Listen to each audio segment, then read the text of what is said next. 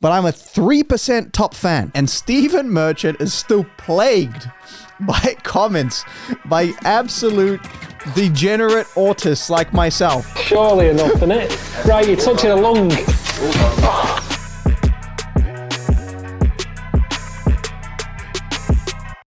Ricky Gervais's best creation. All right. If you're thinking afterlife, get out. Get out right now. Just close out this video. Just close out of this video. All right. If you're thinking to yourself, well, maybe he's talking about The Office. Decent take, but no, absolutely not. Despicable. Don't even at me. Okay. If you're thinking his performance on Golden Globes, fair enough. That was actually pretty funny. I'm not going to lie. If you're thinking about his stand-up, weak observations, poorly performed. What we're really talking about is the bald mank twat that is Karl Pilkington. Would you like to chuck that little intro on there? Chuck that little Carly Pilk boys manky twatty. I actually feel terrible saying that because I love the guy.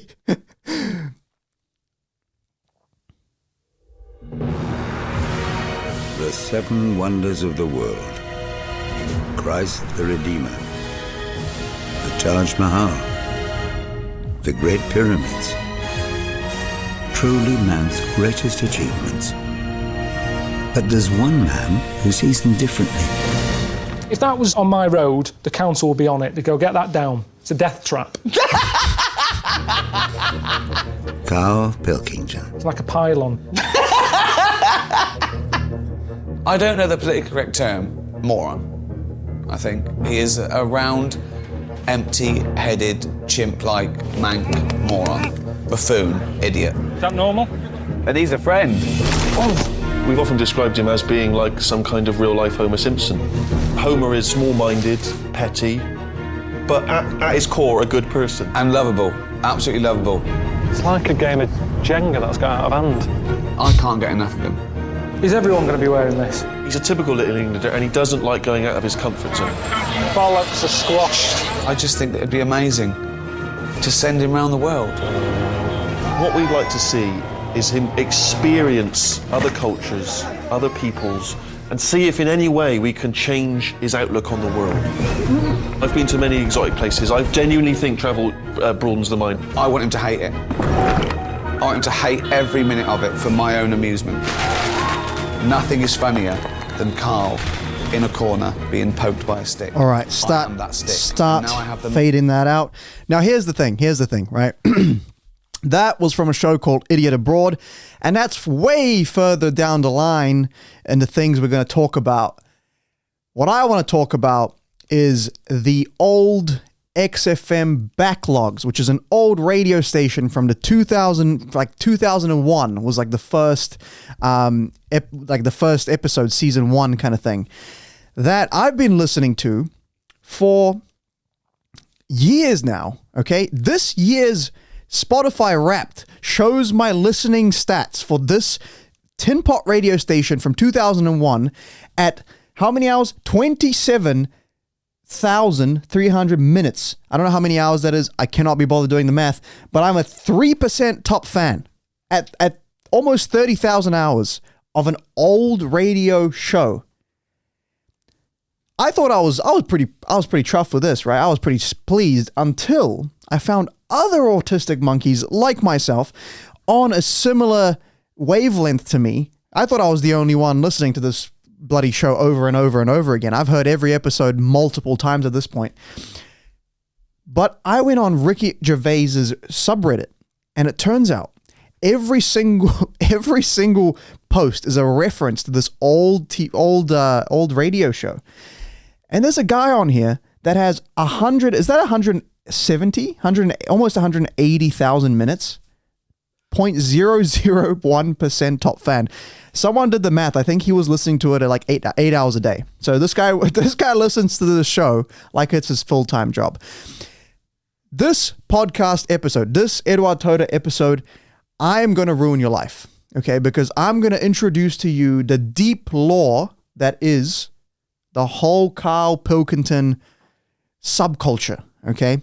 And if you end up going down this path, your life is done. Okay, the same way as I can't hold a job. I'm homeless.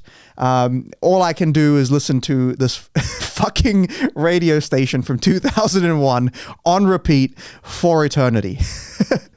But in this episode, I'm actually going to break down the lore behind it, and there's some pretty hilarious shit where Ricky Gervais and Stephen Merchant are plagued by their success in making Karl Pilkington famous. Okay, so stick around and you're gonna uncover some deep secrets. Okay, now, all right. So here's like the backstory of this, right? So Ricky Gervais was initially on radio. I think he got kicked out for whatever reason. I guess maybe there was some change of management or something. And then he went and did The Office, right? So coming back from The Office, season 1, big reveal, big success. And this was all around 2000. Yeah, so in 1998, he was on the radio and then did The Office and came back in 2001, right? While him and Steve Merchant were on the radio, you know, running this kind of low-level radio show, the guy that they got given to run the desk, right, ends up being none other than Karl Pilkington. And they start talking to this guy, you know, off air and whatever, and they realize that he is funnier than anything that they can actually talk about on the radio, right? And once they realize this, Ricky Gervais is like, this is the dynamic that's gonna be a hit, right? Just, yeah. So this is the dynamic, right? And so they start essentially creating this dynamic where Ricky and Steve are prodding Karl Pilkington live on air. Karl comes up with genius bits, and then they just milk it and milk it and milk it. And they do this for the next decade and create like a radio show, animated show, like an animated TV series, Idiot Abroad, which is like a reality TV thing. Then they do another spin-off series, and they do another spin-off series, and they just milk the shit out of this. And for whatever reason, this seems to be like the golden ticket for Ricky Gervais, because as I was saying earlier, if you go to the Ricky Gervais subreddit right now, right? You go to the Ricky Gervais subreddit, you will see that, first of all, it's Ricky Gervais, Stephen Merchant, and Karl Pilkington. So already, all of a sudden, we're no longer on the Ricky Gervais thing, right? We're not talking about Afterlife. We're not talking about all this other crap that he came out with. If we go down, like if we just start scrolling down, right? And you go, all right. There we go. It's a Karl Pilkington. I don't even know what that is really. It's like supposed to be a pumpkin, or I don't know. Keep going. All right, so go up a sec just to read that title. So can I just clarify what's an arc? Okay, so that's a reference already. It's a reference from the old Tin Pot show, and now they're showing references. So if we keep going down, there's more references. That right there is another reference. Keep going. All right, that's what I think. Okay, that's an ad. Okay. What's the sub's opinion on Wayne King? And these are all references, right? So if you've never listened to this stuff, this will just be gobbledygook. And that was a reference. But we're going to start to go through them, okay? So let's look up some. We have a couple of like XFM clips ready to go. Yeah, so let's just see. Karl Pilkington. Yeah, do that one with the yellow. Up a bit? Yeah, that one. Think that's a good one. Gonna drop dead and yeah, so just go from the start here.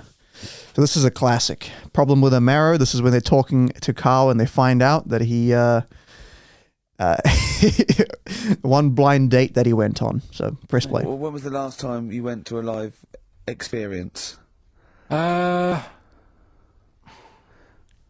I've been to gigs, but the one that springs to mind probably is when I first sort of tried a gig out, and it wasn't a music one. It was Bottom. Do you know, with Bottom the live thing with Rick Mail and that. Yeah, when was that? Years ago, because it was in Manchester in about, I don't know, 87, 88 or something, and I was set up for like a blind date. Right, this a mate of mine sort of set me up to see this. What? Girl. So you said let's go to Bottom? Well, I didn't tell her. I just said meet us at the Apollo. I bet she was over the moon, 8 wasn't she? o'clock, Met her there. Said right. there you go. Romantic? Going to see some middle-aged men run round in pants. Brilliant. Well, it's good. It's one of them things that afterwards you've got something to talk about, haven't you? Imagine So- taking a So date. was it a good gig? Yeah, it was all right. Yeah, imagine taking a date. I don't even know the reference. Like, I don't even know what this Bottom was. I assume it was like some sort of like theater live show thing. But it just seems like Karl would be like, "Oh yeah, that's a good idea. Take it to Bottom. Press play." Sort of bought some April fruits and that at the start of the night. Yeah. I think she liked that, and then we watched Bottom. Then afterwards had a bit of a chat, and then You didn't see her again, I take it? I would have done right because she was all right looking and everything. Yeah. But when we were chatting, she said she had a problem with a marrow What? and that. She what? She had a problem with a marrow. She had a problem with her marrow? Yeah, You mean her bone marrow? yeah. Oh, I thought you meant she had one stuck of her fanny. No, just a. Thanks for that, Rick. That's an image I can't get out of my head. No, I wondered what. I always think a marrow. I think it's a marrow. Her marrow. And is that serious? That? You see, Well, I just was put off it because I thought if you Well, I think it's more serious than the problem with a marrow. Yeah. I mean, with a marrow and that. It's an idea if you're bored with butt I plugs. love it. I love it. Everything he says is like someone from Kes. It was just that thing that because. You didn't want to go out with a girl who might be ill in some way. Well, yeah, I thought, what's the point in spending time with her, spending money on her and stuff, and then she's going to die on me? Oh! No, but seriously, God! no, but I'm just, see, this is what annoys me. You asked me to be honest, but I'm just saying, what's the point in me getting upset and stuff? No, but it's not the. It was the one thing he said. What's the point in spending money on her if she's going to die anyway? You've got to realise that's not a normal thing to say. No, but what's the point in getting to really knowing someone and thinking, oh, she's really nice, I want to spend my life with her. It's good that she told me when she did. Carl! What, during Bottom? This is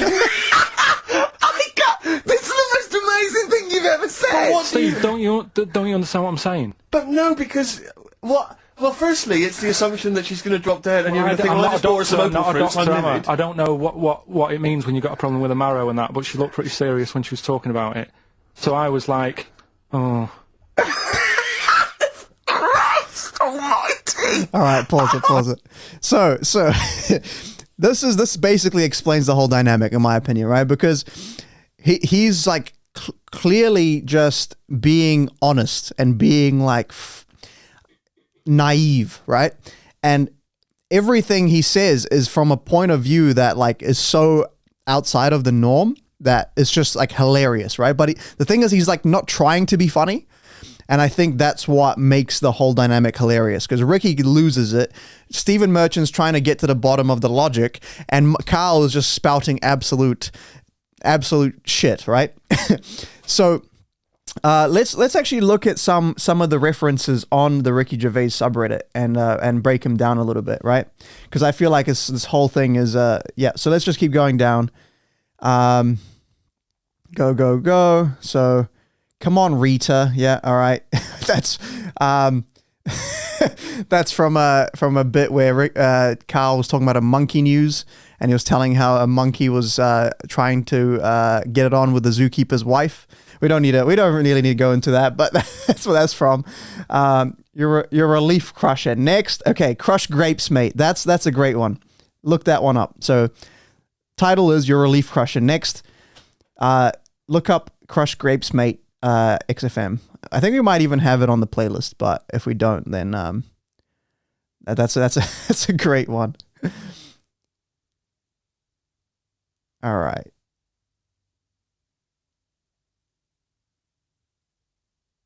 Here we go. Oh, back. Do you know what I mean? Go from the start. Like it's that start of that segment, I think. Isn't it? Crush grapes. Yeah, go back. Yeah. All right. Slow start. Did it with his feet. There we go. Go on. Well, it's just why pick the most hardest job to do? All right, pause it. So this whole segment is they're talking about the three-legged juggler, right? There's like a book that Karl carries around, and he's got a bunch of freaks in it, right? So the guy's got 2 heads, a guy's got, I don't know, 3 arms or whatever, and a guy had 3 legs, and he was a juggler. And Karl's point was, why the hell is this guy a juggler when, you know, he could do anything with his 3 legs, you know, use the power that God gave him, right? You could be a footballer, or the next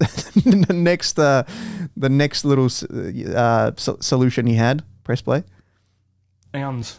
Crush grapes. Or... Do you know what I mean? That annoys me. Oh, crush grapes. Imagine him being told that. It's not even the full segment. That's all right. Next time, so just search it up instead of looking up the video, because these ones are going to be like compilations. But yeah. So, crush grapes.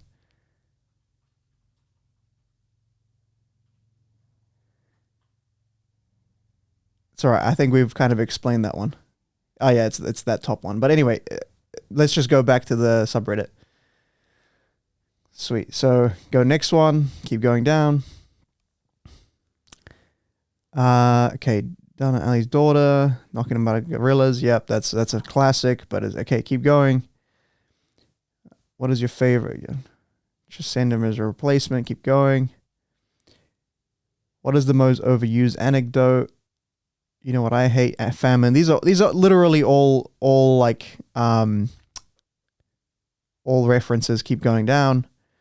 Trying to find a good one. All right. Turns out, little monkey fella. Yeah. So they had like a segment on. You don't even have to look this up, but they had the segment on their radio show that they would do. It's like monkey news, right? So Karl would go on a story about something incredulous that would happen, and at the end, he would always end, like the story would always finish with, turns out, little monkey fella, right? So it'd be like a guy became an acrobat. He traveled to Spain, became the mayor of France. Turns out he was a little monkey fella. And then Ricky would lose his shit and be like, that can't be a real story. And then Karl would give him the source, and it would be like some April Fool's article or some shit, you know. So these are literally always hilarious, right? So once we've looked at all the XFM stuff, which is a lot of the stuff that was on the Ricky Gervais subreddit is the XFM stuff, we kind of transitioned because they started... They at one point they took, I'm not sure what the date is, but they took all the clips and all like the best bits of the XFM radio show, and then they animated it, right? So they created another spin-off show with an animation. And I think one of my favorite ones is Karl writes a poem about the moths. Do you wanna play that clip? Yeah, not the man moth, just the moths. Yeah. Now, This one. This is from the animated show called The Ricky Gervais Show. This is a classic. Karl Pilkington, a new poet from Manchester, now living in London, England, would like to read a poem. If moths had eyes, would they be happier? How do they know they're not dead? Cavemen hunting for food, but not before they style the air on their head. What would last longer in dinosaur times? A blind man didn't stand a chance. Not with all them rocks about. I'd rather be a blind moth. Yeah, so that's the sort of thing that's taken over my whole entire life and mental space. Just clips like that on repeat for eternity. All right, all right. And then what happened is they ended up. While these shows were ongoing, so they were doing the radio show, they ended up doing some sort of spin-off podcasts and stuff. But while all these things were happening and they were doing the animated show,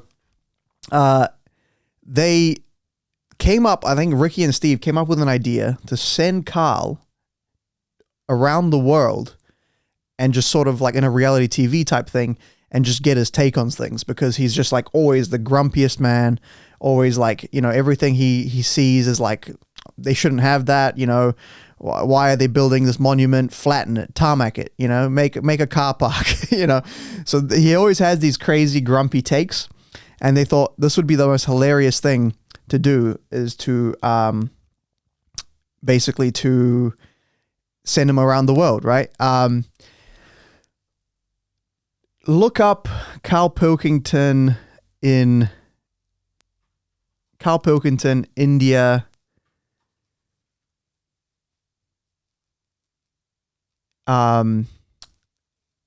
Guru. Type that in. So yeah, they went to China, they went to India. I think the second, that's a full clip. Maybe the third clip down. Yeah.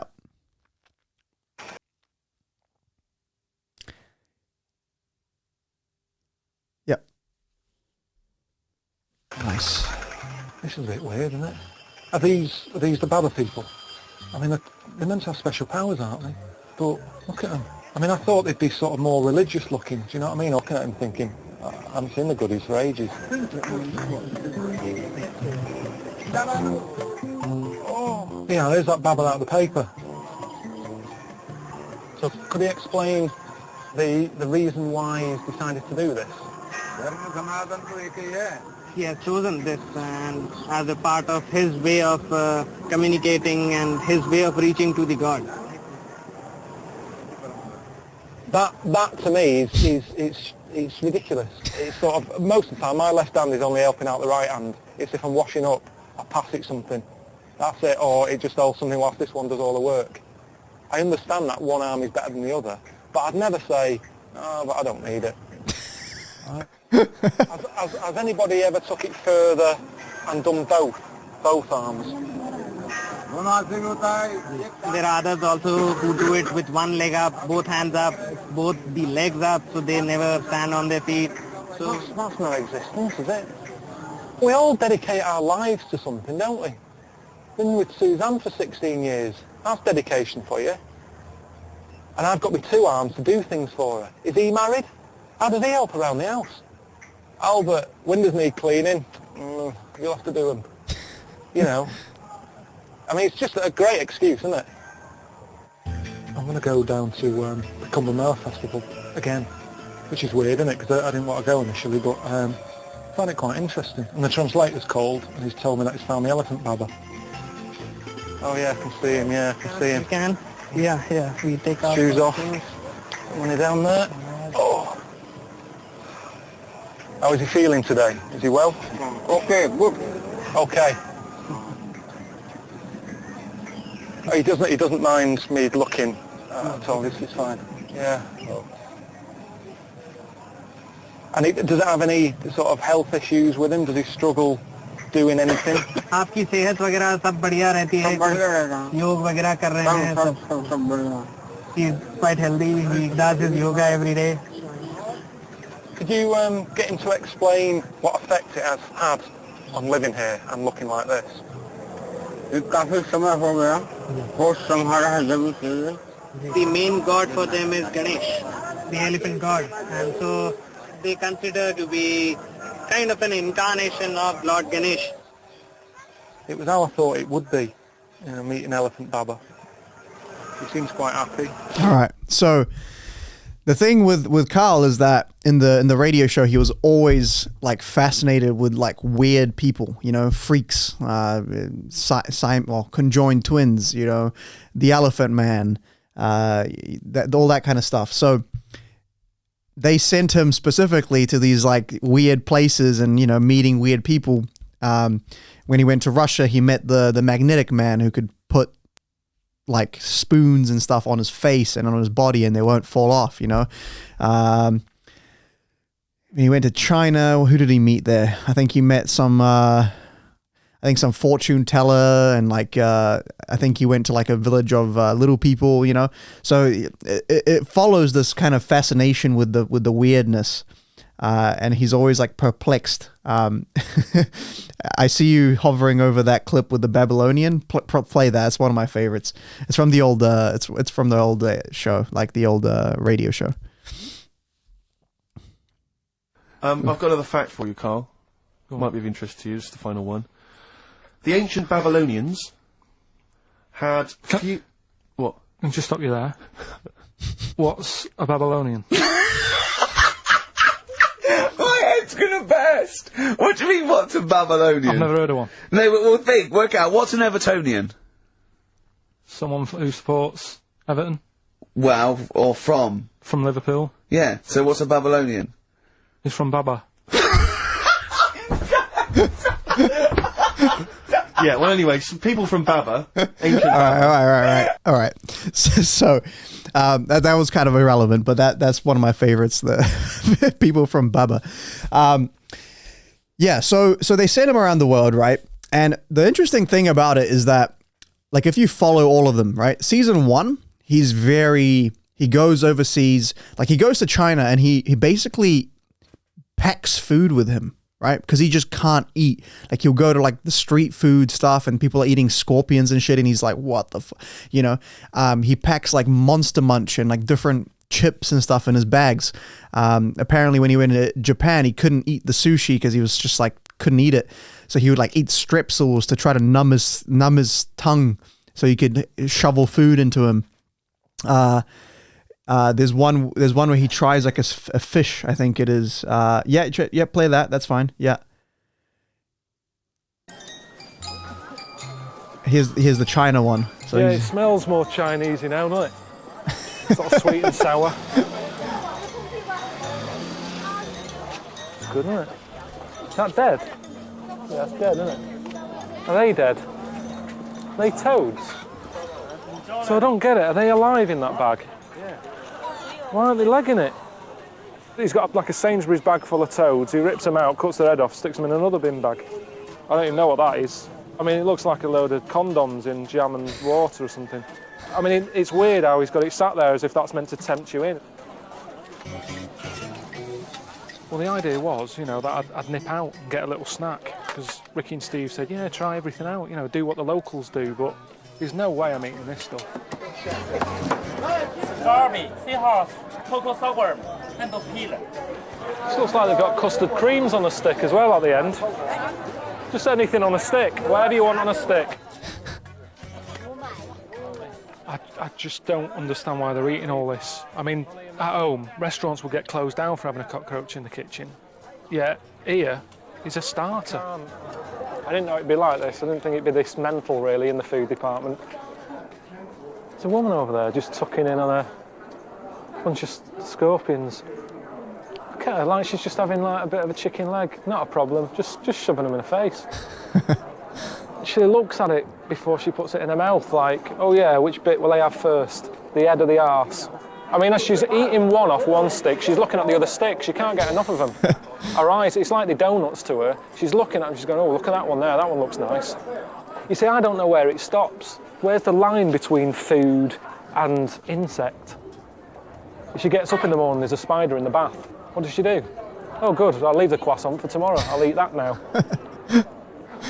Yeah, you go. Yeah, so the first season is kind of my favorite of all of the Idiot Abroad stuff they filmed, because he's just so resistant to everything, you know.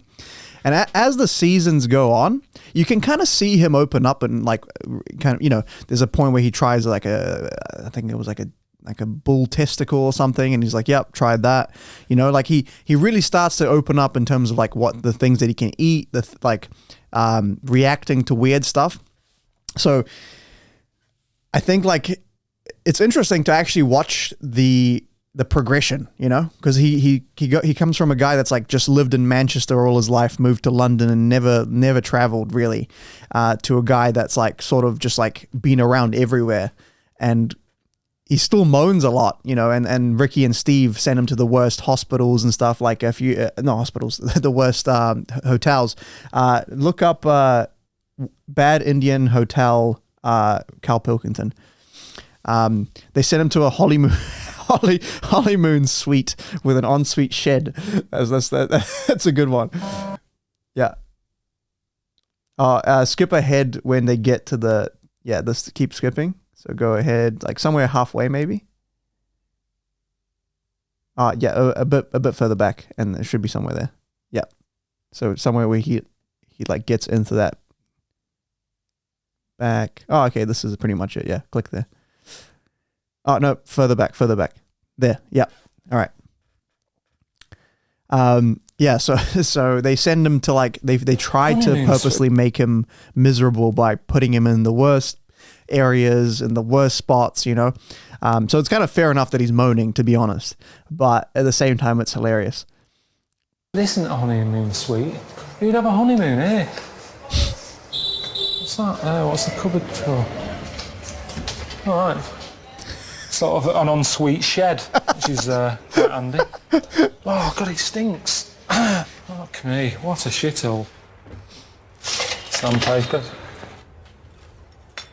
What's this one, a dartboard? I thought that was going to be the fridge to the room. Terps, paintbrushes. Good. I mean, that's what you want on your honeymoon, isn't it, really? Every time you have a smell of Ronseal, oh, that takes me back to our special night.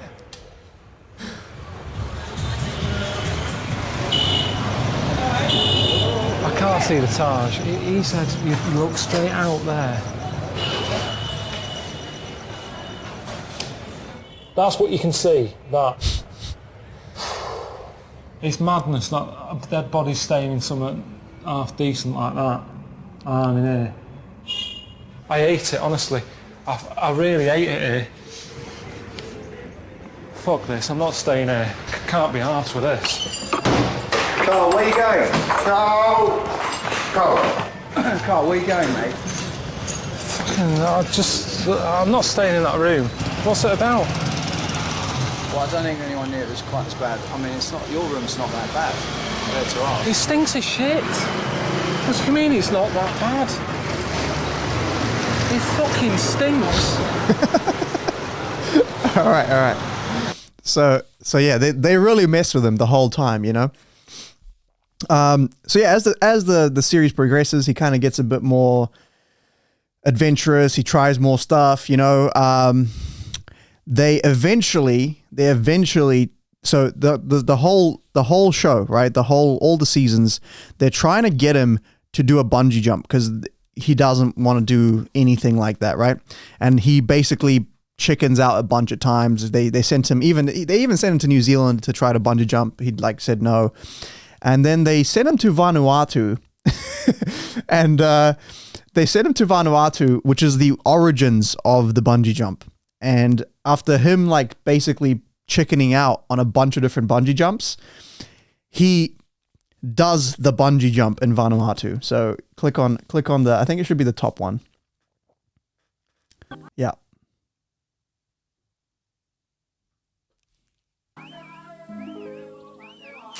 Ricky and Steve saying it's the island of happiness. I can't see him getting happiness out of that.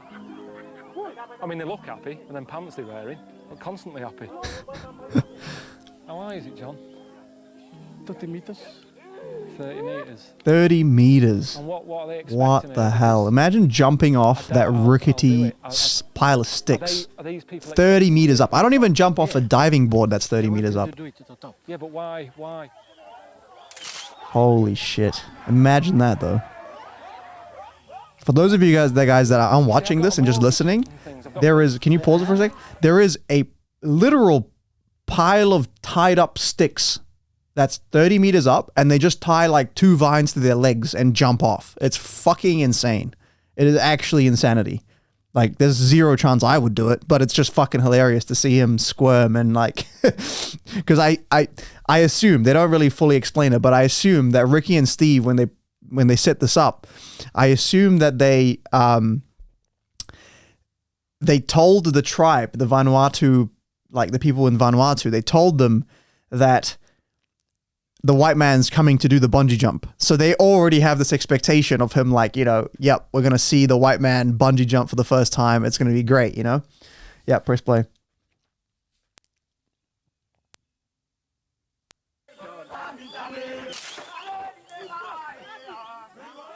Insanity. What a lunatic. Oh, he bottled it. He bottled it. Oh, no, what is the crack? A find, special find. It's just dangerous. Kids shouldn't be doing that. I mean, people at home say you shouldn't give Xboxes and PlayStations to kids because they don't play out. If that's the alternative, keep them in. I don't want to be grabbing something. Do you know what I mean? I'm happy to have a dance with them, but that's not going to be enough for Ricky and Steve, is it, when they see that lad diving off there? They'll go, he did it, why can't you do it? What do you think I can get away with doing here? What would you be happy for me to jump from? If I jump from the bottom bar, is that okay? Yes, that's okay. That's okay. Does that count as a land dive? Yes, we agree. Everybody agree? Yeah. Yeah, if they say it's right, it doesn't matter what Ricky and Steve say. It's a land dive. I'm diving from there into the land. I don't think anyone knows how dangerous it is. I'm getting advice here from a cabbage. Sweat in my eye. This is high up, this. It's a lot higher than I thought, this. He's like a meter off the ground. I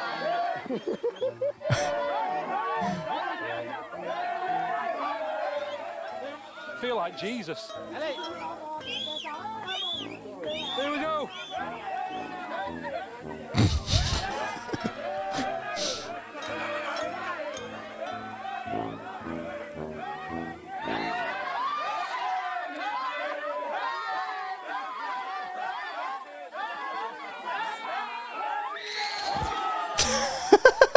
The funny thing is that it's so low that it's almost, I feel like it almost would hurt more, because he literally just tumbled into the ground as opposed to like jumping out and then like bouncing back into the soil. He just hit the ground, you know. So skip ahead to where he's calling Ricky. So he did it. Yeah, he's on the phone with Ricky about there. Yeah.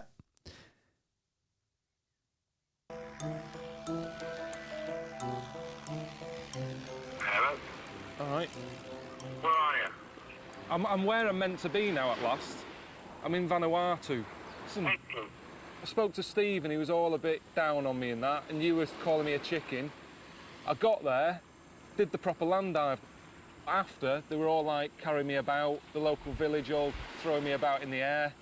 They were loving it. Done it. Did you do the real one, or did you do the child's version? How high was it? I think you've got to be honest with Yeah, I him. know, how high? It's the one below the child's one. It's about four foot, Carl. It was about 5 foot. He added a foot. Sorry. Between... Higher than that.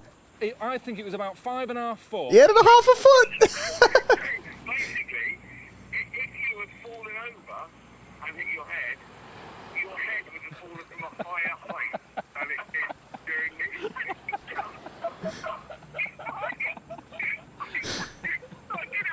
Basically, if I punch Steve in the face and he falls over and hits his head, he's broken the record already. All right. So it's funny how he like, the producer's like, how high was it? 4 foot. So it was basically 5 foot. And then Ricky's like shitting on him, and he's like, oh, it was 5.5 foot. Okay, like adds a couple inches every time.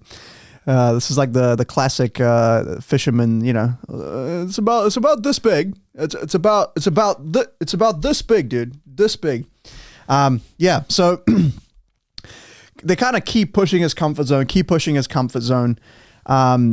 Eventually, at the finale of it, they trick him, right? Because they were like, okay, you're either gonna do the wing walk, which is like when you get up on top of this plane, this like acrobatic plane, and you stand on top of the wings, or you have to compete in the National Mr. Leather contest. Look up that episode, because that's like towards the finale of it, and basically, you know, Steve and Carl are like playing on his embarrassment, right? Because throughout the show, he has this like weird. it's not even homophobia, but it's just like he's uncomfortable with the notion of that he might be gay, right? So like when they took him to the BAFTA awards or whatever, they were teasing him that like, oh, Steve Merchant's taking you, you have to pretend that you're his gay lover, and stuff like that. And he wasn't happy with it, you know? So like throughout the whole thing, they're constantly like trying to make it uncomfortable, and they kind of found this way of like, they were like, okay, these are your two options. You have to either compete in the National Mr. Leather contest or do the wing walk, right? And they were praying that, well, to be honest, it's a lose-lose situation for him, right? Because he's either going to be a, you know, you'll see. Play the video. Because this is my bucket list. You'll be a hero. No. You will love this. No. Pause it. It's not. Actually, I completely got that wrong. So this is in another show called The Bucket List or something like that. I think it's called The Bucket List. It's basically a spin-off of The Idiot Abroad, but it still shows kind of a progression. So yeah, keep playing it. Chickening out. I've got something else. You are? No, it's not. It's not chickening out. So I've got something else arranged for you. So, okay. Well, do that instead then, mate. All right, then where is it? What? It's no scarier than dancing with glee, trust me. But it does involve getting on stage again. And remember, okay, you've got to do one or the other. If you don't join in and get on stage, you've got to do the wing walk. Where am I? Yeah, this is International Mr. Leather Contest, 33rd Annual International Mr. Leather in Chicago.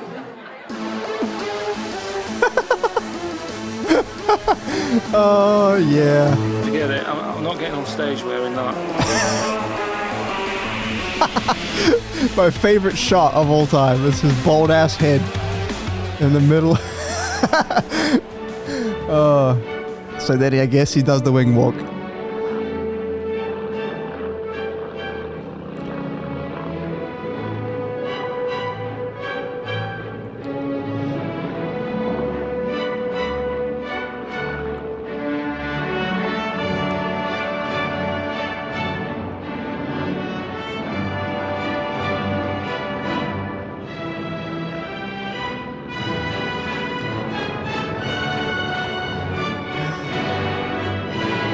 Fuck that.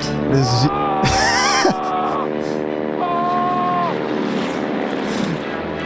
I am 100% certain he did not realize that he were going to go upside down.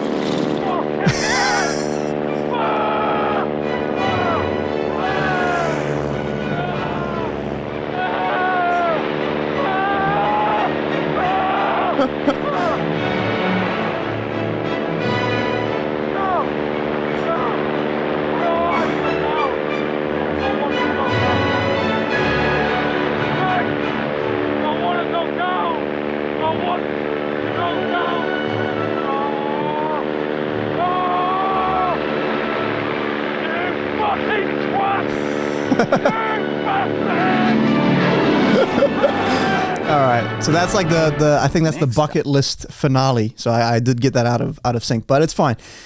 Yeah, I'm pretty sure they just told him, oh yeah, you know, you'll go on the wings, it'll be all right, it'll be pretty chill, you know, just get up there. And then when they got up there, they just started twirling, and he lost his shit. I mean, I wouldn't do it, so fair enough. But yeah, so that's kind of like the kind of the trend, right, or the formula, right? Get Karl to do something as uncomfortable as possible, and it's hilarious, you know. Prod him with a stick, it's going to be funny. And I think that's like that. Ricky's personality already does that just by default, right?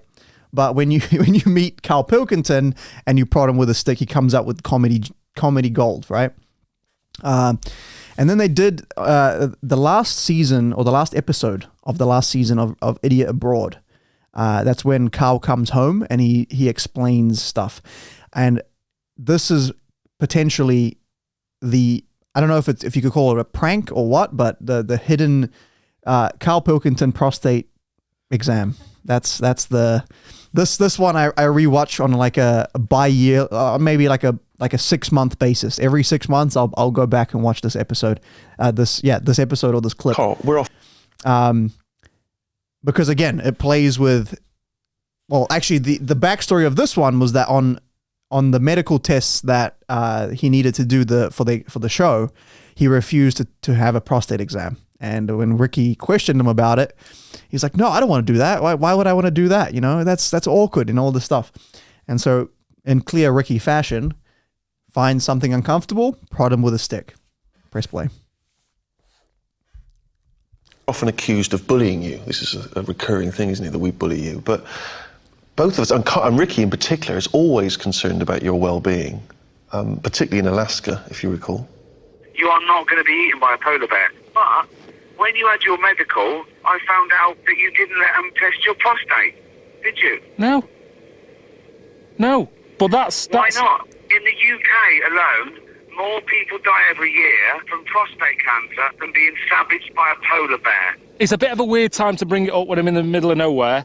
It's one of the biggest killers, right? And that's just a simple test. So a doctor pops his finger up your anus and he goes, "Yep, you're all clear."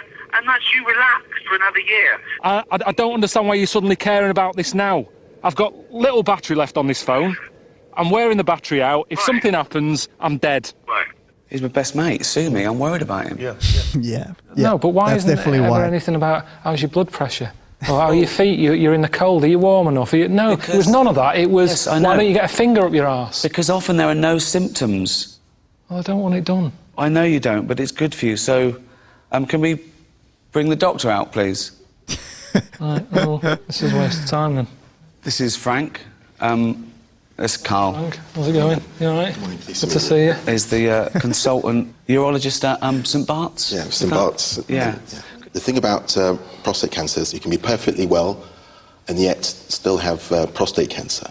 And one of the ways that we can detect if that may be a problem is a rectal examination. The thing with just feeding... I don't want a finger up the arse, though. wait, You keep wait. going on about this. Right. I've told you time and time again. I mean, I presume there's a lot of ill people knocking around that Frank should be looking at. Instead, he's here debating with you two whether he's going to shove his finger up my arse. How long will it take if you did it now? If you went... No, wait, how long would it...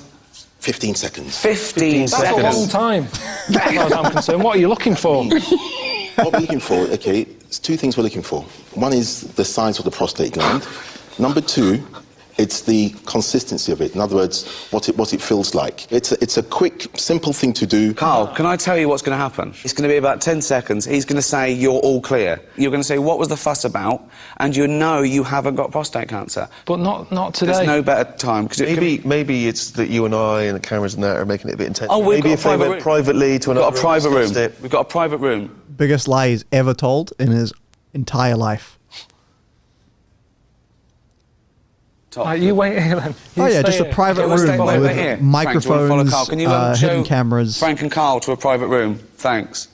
and everything else. You may as well check his testicles while you're there.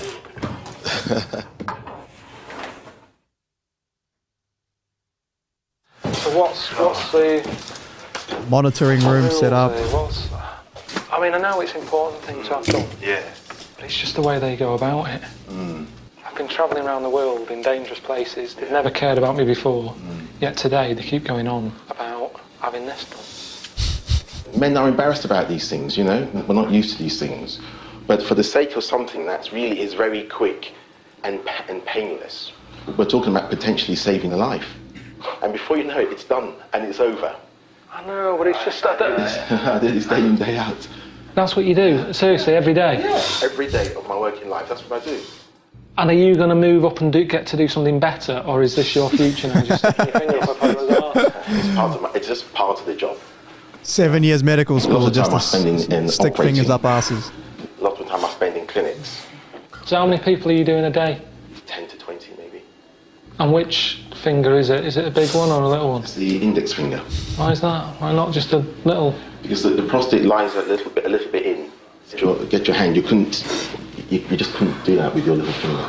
So you're going round a corner, you've got to go in and round. You've got to go in and then a slight twist. It's the thought is worse than the actual delivery. Let's put it that way. It's the thought of it. All right. And okay, let's do it then. Let's do it. Do you wear gloves? Oh, yes. Do you know Richard Blackwood? Yes, the comedian. Yes. Yeah, he had colonic on telly, never seen again. I think that's far worse. So rest your foot on the pillow. Then what you need to do is you need to bend your knees up. Yeah. You need to pop that arm over there. So what I'm going to do, I'm just going to get some lubricating gel. Right, so what I'm going to do is, if I may, I'm just going to pop your trousers down. Bend your knees up a bit more. Come towards me a bit more, so you're just going to marvellous, okay? Take a deep breath. Deep breath. And out, okay? And relax, breathe normally. I'm just going to pop a finger in there, okay? Deep breath, well done. Jesus, well done. that's high up. Fucking hell. Right, that's surely enough, isn't it? Right, you're touching a lung.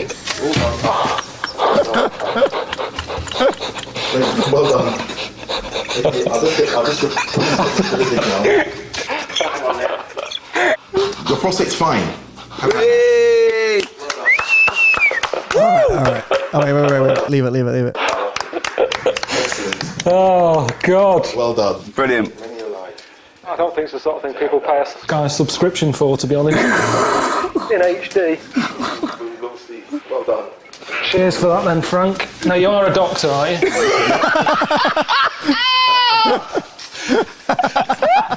Google me. You wait. represent the men who will never have it done, some of which will die of prostate cancer. Genuinely. I haven't quite got over it. My heart's pounding still because it doesn't know what's gone on. My body's gone, what just happened then? No one's ever been that high up. Okay. The fact that he can still have deadpan comedy, like, now you are a doctor, are you? Right? Like that cannot be, that has to be an attempt at a joke, right? Like, it has to be. There's no way you're that funny without even realizing at all. Zero, right? Like, there has to be some way of him, like, finding the funny point. But he's so deadpan about it. He's always deadpan, and almost like he stumbles across the comedy, which is fucking hilarious, right? Yeah, so then obviously the shows are great. The the radio show, can't stop listening to it. The animated series, great stuff. The shows, Idiot Abroad, The Bucket List, all of those, Moaning of Life. If you're like looking for stuff to watch, I've seen it all. I literally don't have any new content that I could watch from this motherfucker. I've literally listened and watched everything he's ever put out. But one of the things that I think is hilarious is his, so when they're trying to promote, I think for this one, it was, if you look at the last video, Amy, this one was for the animated series. But anytime they're trying to promote their shows, is actually hilarious. So press play on this. Hello, everyone at Warner's. Thank you so much for getting behind the DVD. Hope you're enjoying your Q4 presentation. We're right behind it. We're going to do TV and radio and really make this a big seller. We hope. What are they doing? What are they doing towards this? What is this all about? Well, we're... What do you mean presentation? Why are they having all this? Well, we're motivating them to sort of go We out shouldn't and need sell it. motivating. It's the job. They're either good at the job or they're not. If they're not, get rid of them. Right. I mean, Alan Sugar doesn't piss about like this. If someone's weak, he kicks them out early. Why are we having a little presentation? When you say presentation, is it a night out? I bet they're all sat there going, what's all this about? Oh, another DVD, whatever. Get the drinks in, Harry. That's what annoys me. This isn't going to motivate them at all. It makes no difference. It's just another free night out. It's their job to sell this. Why have we got to help them get behind it? Do your job. Does this happen in any other job? Doctors doing surgery. I'm not in the mood for this. Let's have a presentation. Let's get the family in. Please help me, Grandma. She's not been well. She needs surgery. All right, let's do it for them. No, they just get out there and do it because they paid. So get off your arse and get out there. Water 4. That means they have 4 of these a year then, does it? You have to keep being reminded of the job. Don't forget, you've got to get out there and get off your arse and sell stuff. Fuck me. So thanks very much. That kind of shit where he's just literally fed up with the media day. He's over it. Has no filter, just says the shit, and it's hilarious. There's another one where Type in on YouTube, radio call in Karl Pilkington. And it should be, I think it's a, yeah.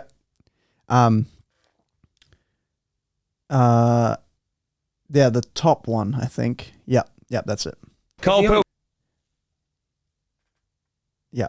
So Ricky Gervais Good afternoon. is on a radio show, and they call Karl at home. Yep, press play. All right, what's going on? You all right, mate? Yeah. I just thought, I'm grouting.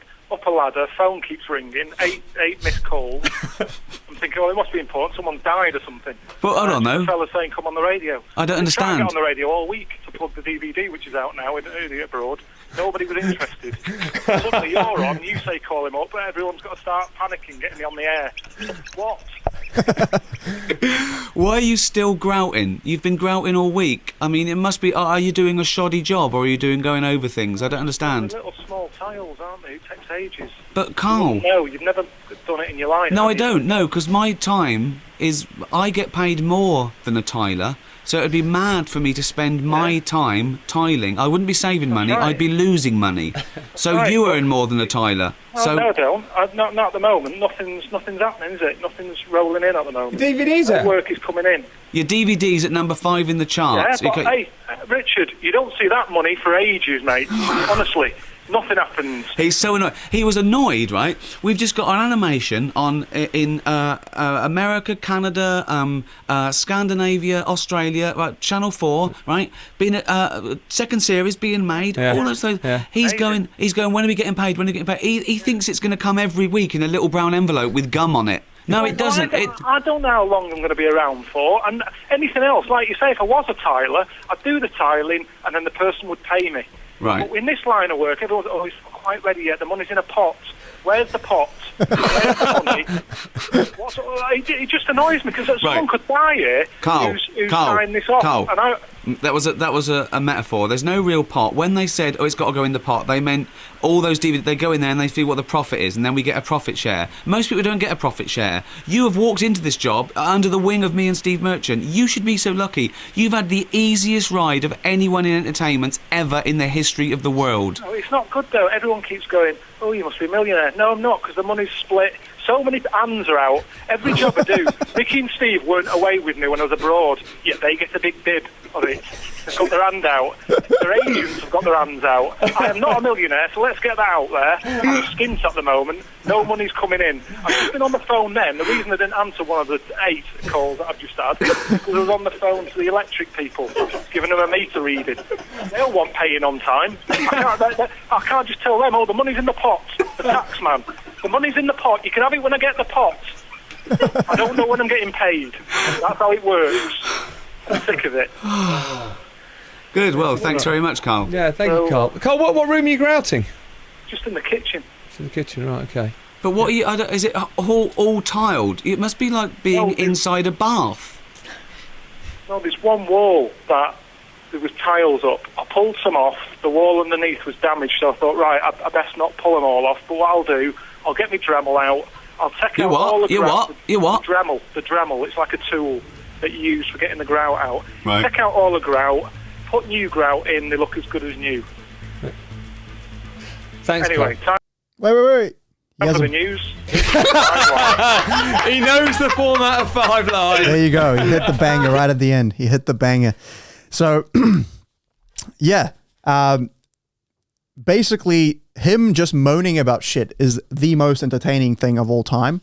And Ricky and Steve realized that early on. And basically, I wouldn't say made a career out of it because they were already pretty, they were writing The Office, and then, Ricky did a bunch of other shit. But if you think about the amount of content, the years of radio, the podcasts, the animated show, Idiot Abroad, like Moaning of Life, like all of those, right? They made some bank off this bald Mancunian just ranting about shit, right? Now, the funniest thing, I think, about this whole thing, right? Like, I've been listening to this stuff for a long time. If you've come across Karl Pilkington, you probably know about him. But I laughed out loud so hard when I saw that the Reddit was all just Karl Pilkington memes, right? Because I thought I was the only one that binge watched everything, and I'm like, I don't have anything else to watch. And I started from the very beginning and watched it all again, or listened to it all again. And then when I came across the subreddit, I died, right? I was like, holy shit, there's a whole, I don't know, 30,000 people that are like literally as autistic as me about this bold man, right? Then I realized, like, just randomly looking at, I don't know, I was like on Instagram or whatever, and I stumbled across Stephen Merchant's Instagram page, right?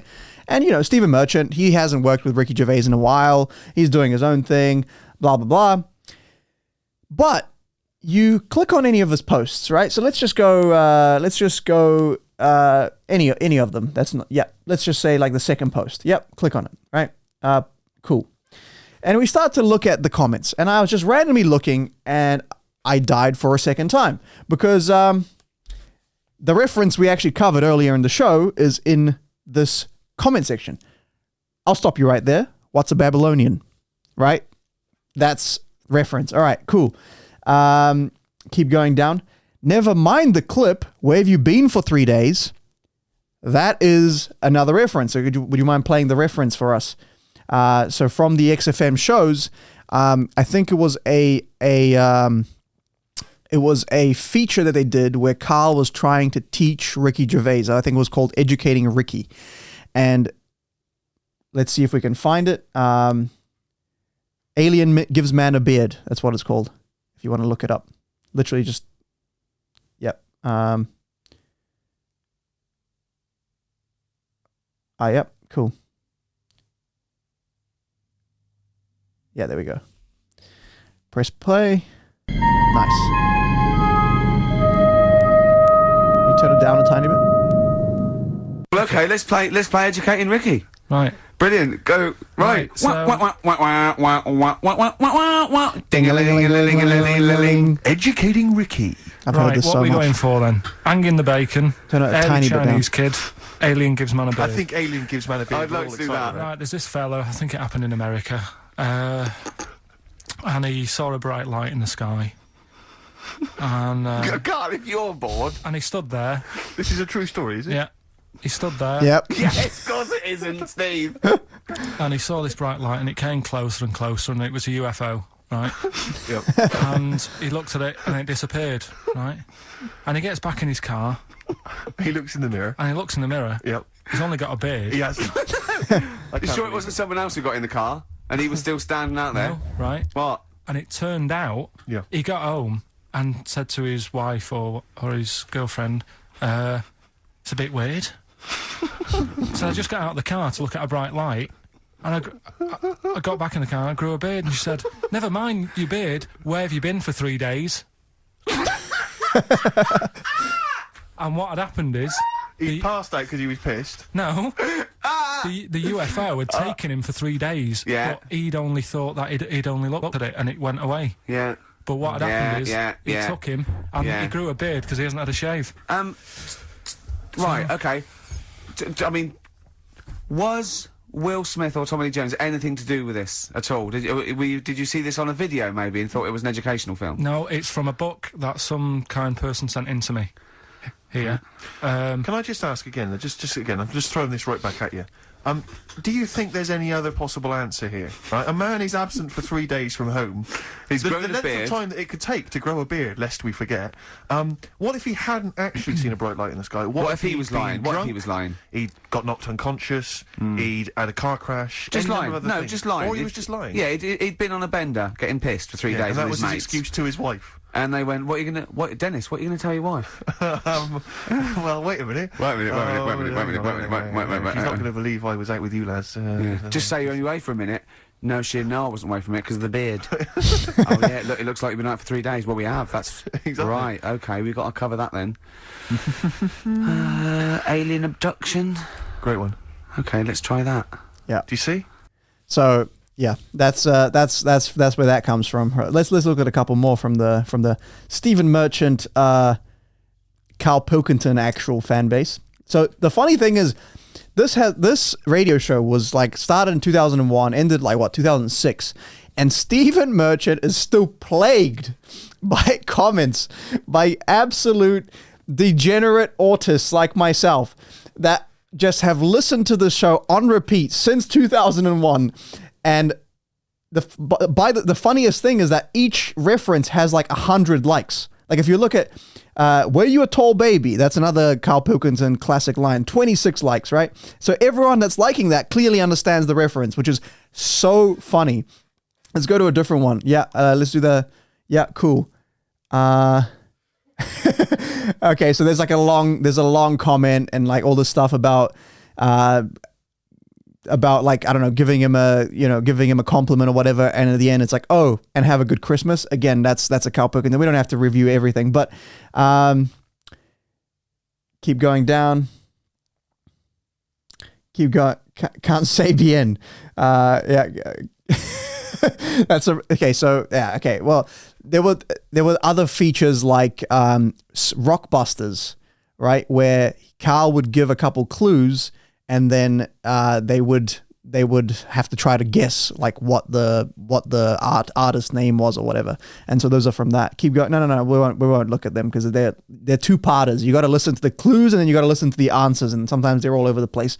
Keep going down on the page. Oh, yep. So look at that wall of text, right? We're looking at a wall of text right now, right? So ages ago, the England cricket team were struggling. They weren't very good. The batsmen were no good. They kept getting out and not scoring many runs. The selectors didn't know what to do because they tried heaps of batsmen, but no one seemed to be getting any runs. All right, and they thought, well, what are we going to do? We've tried all of the batsmen and we're still losing. And one day they got a call from the cricket club. And they said, I think you better come down here. I think we have a batsman for you. So the selection thought, anyway, so it goes on for a while. And then at the very end, keep going. I mean, it's a long line of text. Turns out, little monkey fella. Yeah. So that's the classic format. That's the classic monkey news format. Keep going down. I've told you 36 Levi's. Now put it in a bag and charge me for it. Just copy paste that line into YouTube and we'll find it. Yep. That is a classic. That is a classic XFM line right there. No? Nothing came up? Man shits himself, XFM.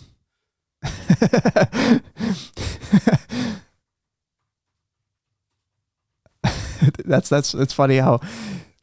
Yeah, all right. Man shits himself. That's the one.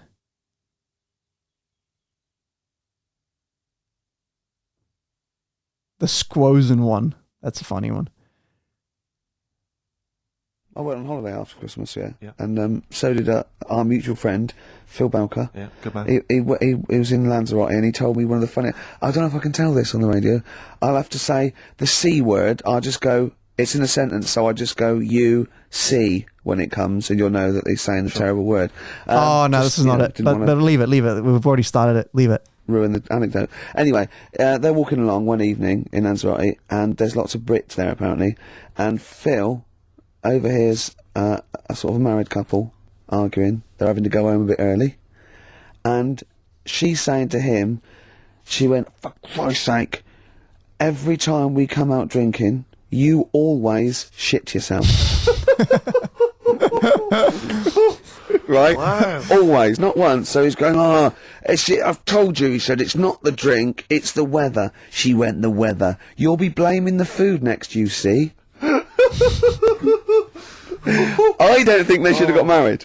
Wow. Or when did you think the shitting themselves started? Must have been after the marriage, because if you're courting, and they go, went out with Derek again, did you last night? Yeah, how was it? The evening was lovely, the meal was nice, but he shut himself again. That's 5 dates, 5 different heaps of shit. But I think I can change him. I think I can change him, yeah. It must have happened after the marrying. Or he just might think, oh God, or he's got to that age where I think, look, I'll just empty it when I get home. Yeah. I'm not going to keep going up and going to the toilet, you know. It's the ice that does it. Carl is right, I think. It is the ice. What do you mean? people forget. You know, they say, "Oh, don't drink the water when you're on holiday," and they don't. They drink. You know, they buy Evian and stuff. Oh, I see. They forget about the ice. The ice cubes, you're right, in a bar. Made from tap water. And that can do is it, true. can't it? Well, she said every time you're drinking, didn't she? I assume that she wasn't drinking ice then. Yeah. What, I mean, why is it just happened to him? Let's be honest, everyone that goes on holiday doesn't end up crapping themselves. Yeah, they usually make it to a toilet. He does it every time he drinks, doesn't he? Yeah, well, apparently. Just don't let him carry the baguettes. All right, pause it. So that wasn't the reference we were looking for, but that's still a good one. The funny thing is, right, when we went to Nepal, I was pretty careful about the water. I was pretty careful about not drinking tap water. All the water had to be sealed.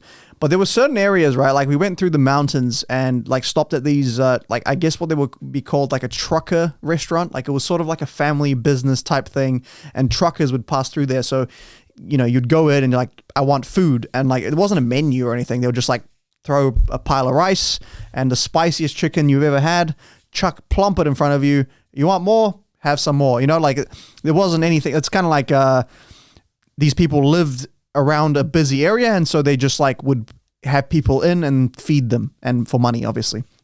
And at those places, like you couldn't really drink normal, like you couldn't really drink unopened water, right? Like all the bottles of water that they would give you had clearly been already opened. Like sometimes the caps weren't matching, and I'm like, oh fuck, dude, my asshole is going to regret this. But there's like, where else am I going to get water, right? But the thing is, like those ones were fine. No problems there. My stomach was fine. Amy's stomach was fine. No problem.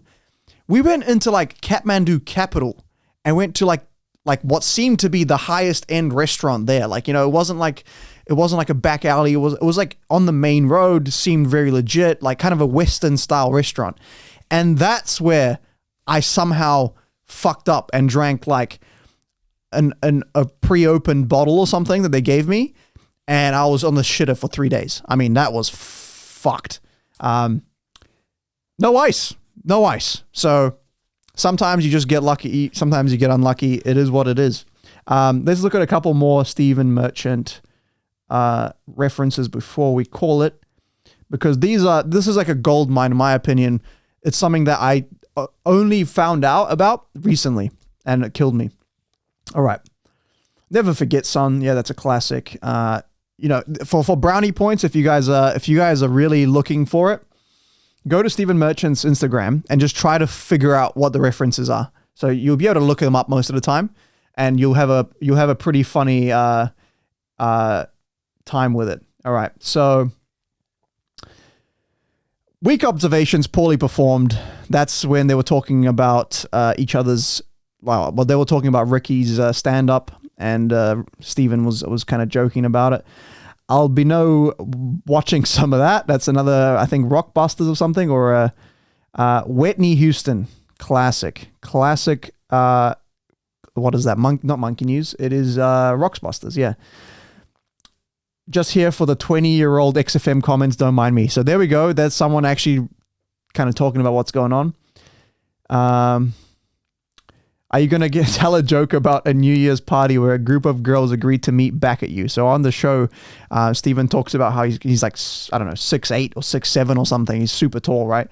And he was at a New Year's party, and this girl comes up to him. He was holding a balloon, like one of those helium balloons. And this girl comes up to him, and she's like, "Are you gonna be here for long?" You know? And he's like, "Ooh, maybe. You know, what's going on?" You know, like he's thinking he's getting chatted up. And the girl goes, "Oh, it's just that my friend and I agreed to meet back at you because we can see you from anywhere you are.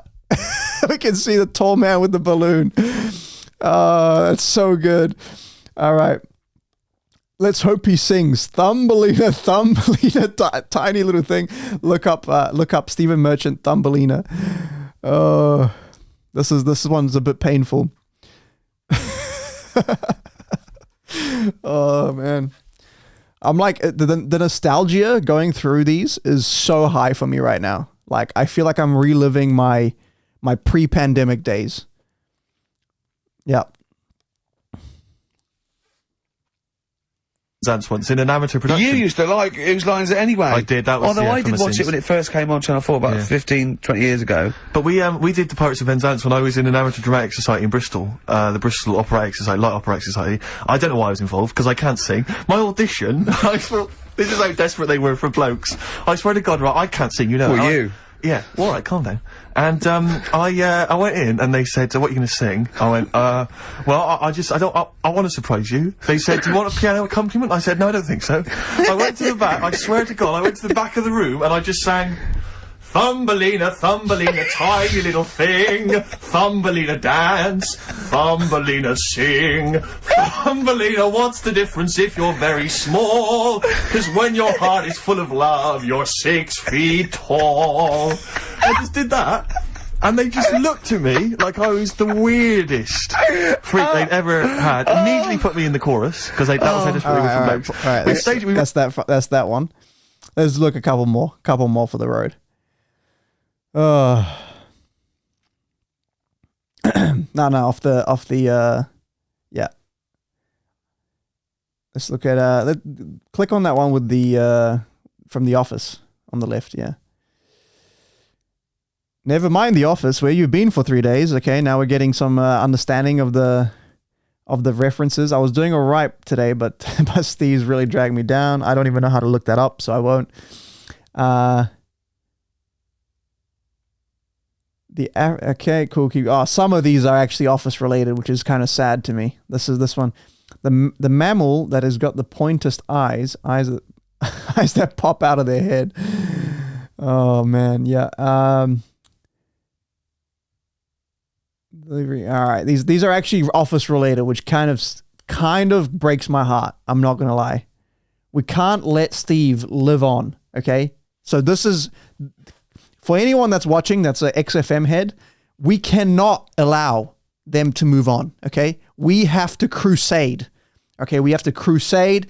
We have to fill every comment section with references.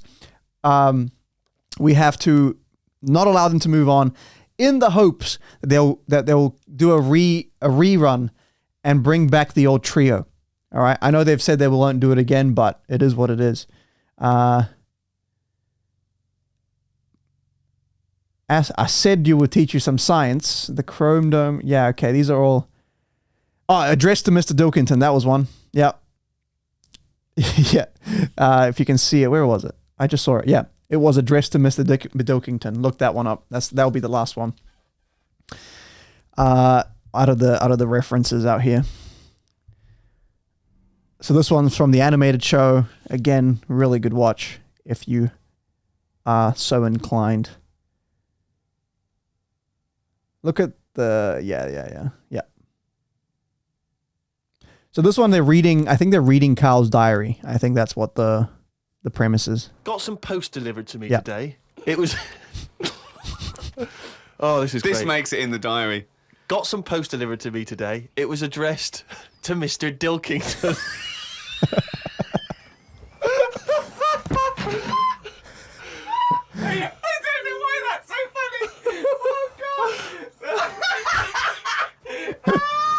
I got some post delivered to me today. It was addressed to Mr. Pilkington. I opened it and the first sentence read, "Dear Mr. K. Pilkington, you're one of our most valuable customers." I put it in the bin. All right. Thought I would learn some new words, as Steve always says. Yep. So that's Ricky Gervais's greatest creation. Okay. The famed. Yeah. Okay. Do you want to do? We'll end on learning English. Yeah, that's a good one. So just pause it for a second. So that's Ricky Gervais's greatest creation. If you want to go on a gold mine, go through the subreddit, go through Stephen Merchant's Instagram, and then just like look up each reference, and you'll have a lot of fun with it. I would recommend you just watch the shows they did before going to the XFM, because the XFM is like, that's when you're at the end of the road. You got nothing else to watch. You ran out of content. Then you go back and just start listening to stuff, hours and hours of radio. Yeah. But this is another offshoot that Ricky did with Karl, and it's a thing on learning English. Okay, and this one's great, and we'll end on this one. So after we watch this, we'll just end it. So thank you for watching. Watch the next one. Watch the previous episode. Let us know in the comments what else you want to kind of cover. If there's any deep dives you want me to watch, I'm kind of considering like those hoarder shows. I feel like those would be pretty fun to watch. But anything that you'd be interested in, let me know in the comments, and I'll get an idea. So let's hit play. Learning English with Ricky Gervais.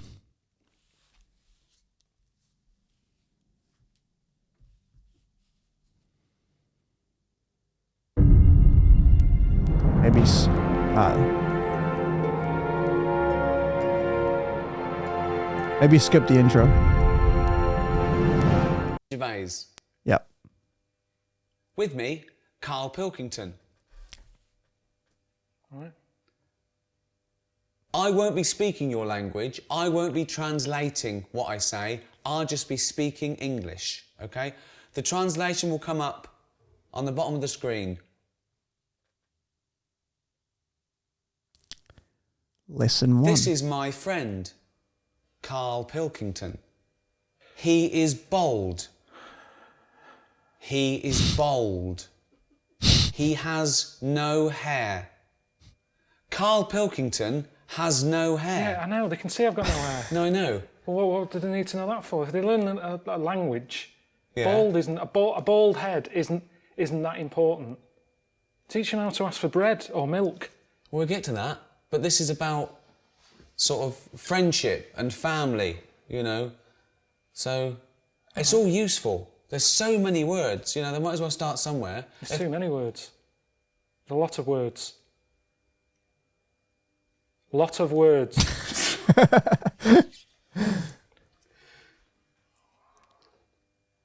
So you say it. Karl Pilkington is bold.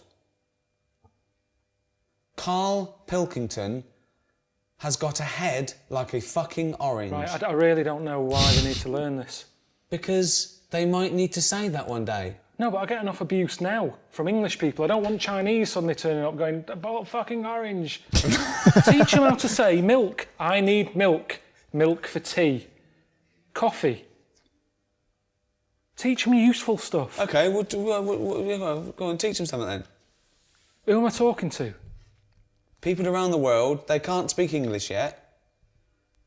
So what are they... Well, Chinese well, are the ones okay, what? I've been to China and none of them know English. Right. So they need to learn English. Okay. So,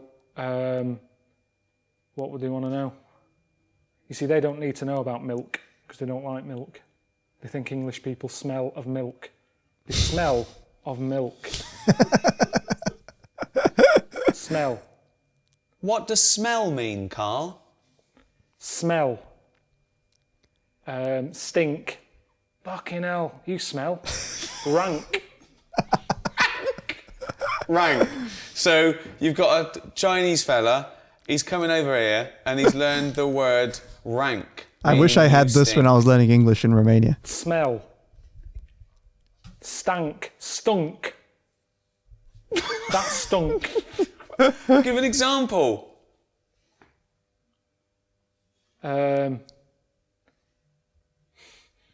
You smell. You shit. Why are you teaching them? Because you told me, you said they want to know about smell. Yeah, right. But why are you teaching them without prepositions and proper grammar? Why are you teaching them to speak like this? Stink, you shit. Why are you teaching them to speak, to just speak proper English? Right, okay then. Always speak proper English. Okay, tell them. So what do they want to know? Well, what smell mean? Smell. This is about, so we're featuring the word smell. Right. Smell. This is about the word smell. Right, when something smells, they know what it means. It's when something stinks, when it's off. No, it doesn't always mean that, because it's also a verb. Right, a nice smell. It's also a verb to smell. It's a verb. Smell is a verb.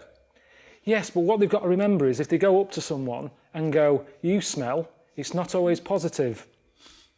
You wouldn't. You say you smell nice. Right. But if you say you smell, they'll get a smack in the face. Smack in the face. Smack in the face. Carl, what's a smack in the face? When someone thumps you, thump. The worst English lesson ever. Right, okay. Okay. What would they want to let you see? That's why we've got to focus on... Are we focusing on Chinese? No. Well, we should, because different people want different things. Right. So what would Chinese want? They come to England.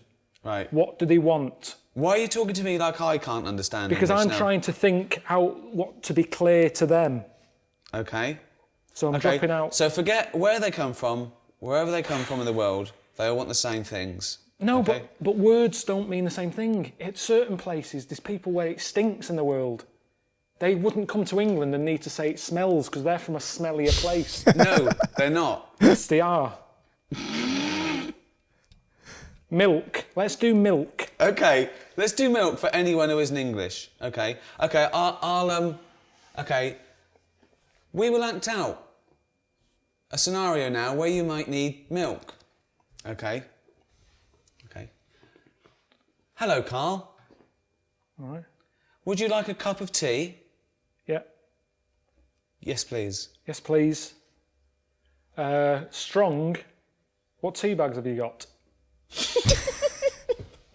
That is a question I ask because it all depends on the amount of milk. Do you have Thai fu? That means more milk. Thai fu does not mean more milk. No, it's a very strong tea bag. Right. Twinings, little bit. This isn't. They don't need to know the details. This isn't a travel guide. This is English for people who can't speak. Start again. Okay. Hello, Carl. Hiya. Would you like a cup of tea? Yeah, I'd love one. I'm gasping. How do you like it? Strong, no sugar. Tea bag, okay? What? Yeah, tea bag, yeah.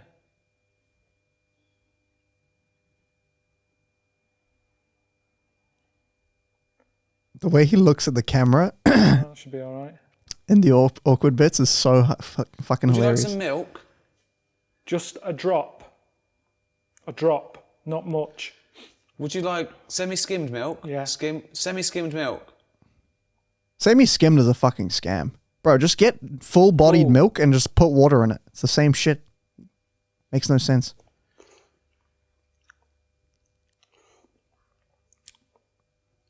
It's all right, that. Carl is enjoying his tea. He had it strong with a drop of milk. So that's the basics. In England, we like to drink tea. We drink tea. We also drink coffee. We also drink beer. Let's go shopping. So I'll just come into a shop, okay? Ah, yeah. This is a classic. Afternoon. Hello. Oh, yeah. I want a fish.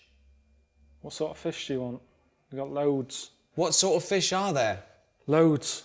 I haven't got time, to be honest. You've come in at a busy time. And have a look and come back to me. And I don't know what type of fish is this? That's a kipper. Okay. A kipper. What's a kipper? Chinese and Japanese know fish really well.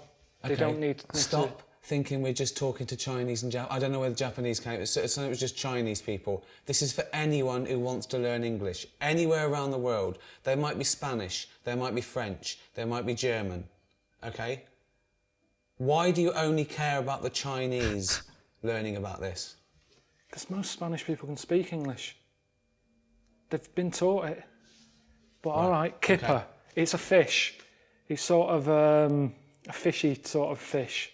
There's some fish that's more meaty. Tuna. What sort of thing are you after today? Is this for you or for someone else? This is for me. I'd like to buy a fish, please. Right, but surely you know what kipper is. Look at it. Look at the fish. Here it's called kipper. Where are you from? I don't speak English. I'd just wrap any old shit up and give it you. You'll like this. Tenner. Rip you off. Because I'm busy, and that's what happens in this country. That's what they want to be careful of if they're watching this. If you come into England, don't be ripped off, rip off, conned, taken advantage of. Done up like a kipper. Done up like a kipper. Look at this foreigner. I done him up like a kipper.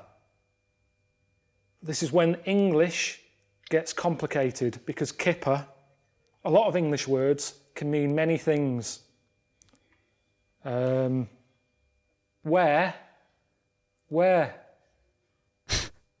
That's useful. Yep. No, totally. Same word, different thing. Wearing. Where have you been? I'm wearing a jumper. Where have you been? Where? Brilliant. One word, two meanings. At the spa. Hello. I'd like to book an appointment for a treatment. Okay. When are you thinking? We're busy all today. Tomorrow? Can we just do it today? Can it just be available now? Can't we just do it that it's available now? There's nothing... Well, all right, I can fit you in.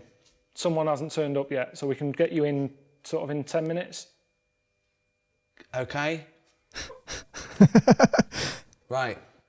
Okay. What would you like? I would like a back, crack and sack waxing, please. I would like my back waxed, my crack waxed and my The way he sack looks at the camera. waxed. Oh. Right. Do you do the treatments yourself? No. I'd like you to. Well, I can't. Why not? Because I have to be on reception taking calls. Well, okay. You can't request who's doing your sack, your crack or your back. There's a woman in the back who does your crack. Well, This is fucking insane. Right, that's enough. No, I don't know what we're doing. I don't know who's going to learn anything from this. Wait. Okay.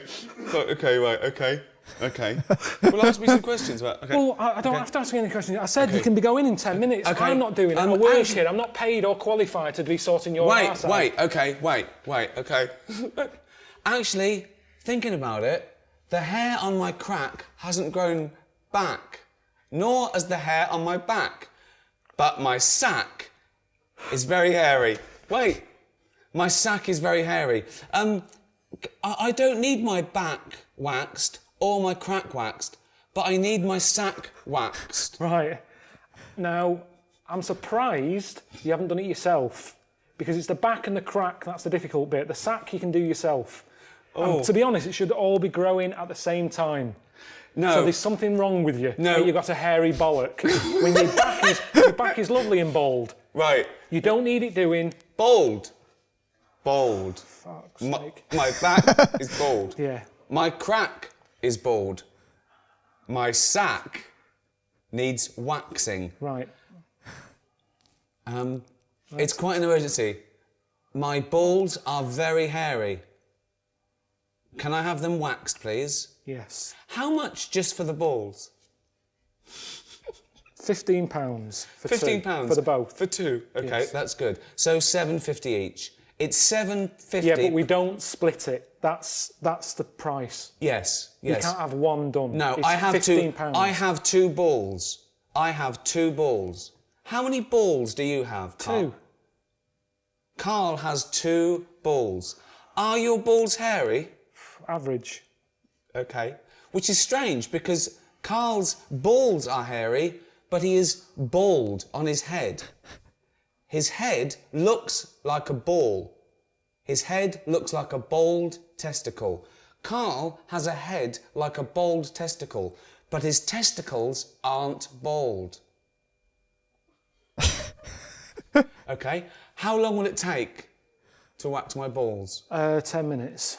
10 minutes. Okay. Okay. So it's £15 and 10 minutes. Can you do it? Can you do it now, please? No, I won't be doing it. You'll Why? be meeting Leslie in the back room. I don't really. I'm a little bit Shy, I know you. Could you... You don't know me, you've just turned up. Could you wax my balls? No, I'm not waxing your balls. Bollocks, scrotum. What else is there? Testi. If you're having one done. Bollocks. Sack. What else is there? Oh. Okay, Right, we've done done. that waxing. Okay. At the doctor's.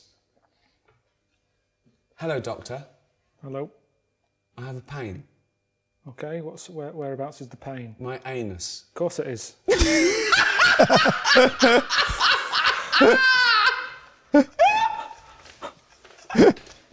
None of this is worth learning in a language. You go home. If you're It's ill, so go funny. You can home. see Ricky setting it up the whole time. If a foreign fella is in this country... He can go to the doctors and use our NHS system if he had an achy arse. He'd get on the first flight home. Why aren't you going travelling?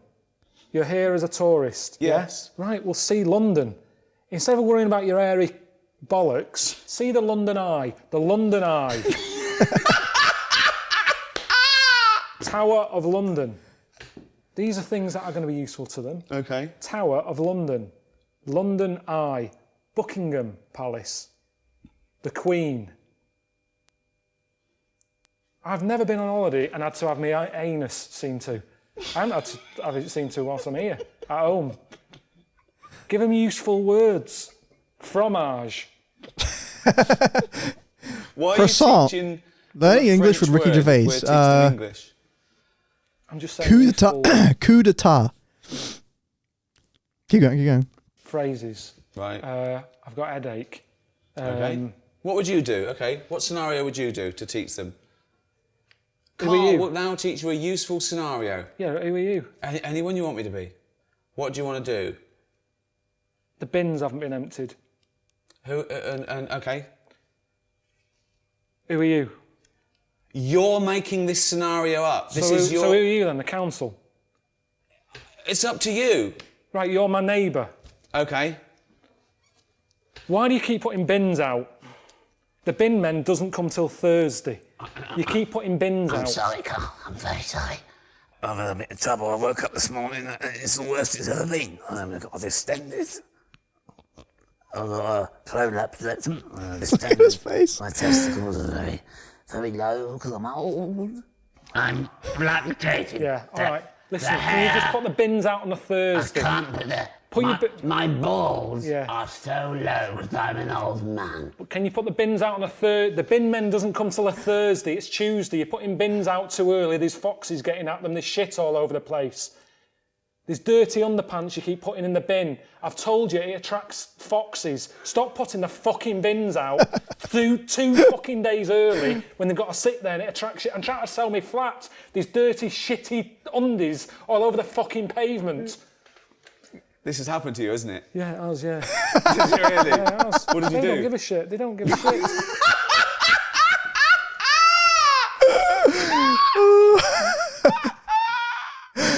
Oh, so good. All right, that'll be the end of this one. Thank you so much for watching. If you liked any of these episodes, if you like this episode, please rate us where you watch us. If you're on YouTube, thumbs up, comment, all that stuff. If you're on Spotify, chuck us a rating. It will really help us a lot. If you're on Apple Podcasts, same thing. Just give us some rating somewhere, please. And also go on Stephen Merchant and put on Instagram and post some references. All right, catch you guys in the next one. Peace out.